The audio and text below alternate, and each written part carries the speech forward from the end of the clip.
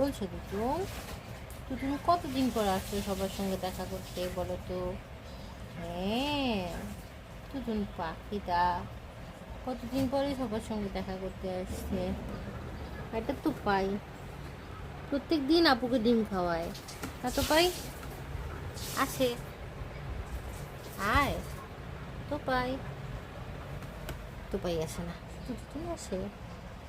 টুটুন পাখি, যেমন পাখিটা আসে, কেউ আছে না সে পাখিটা।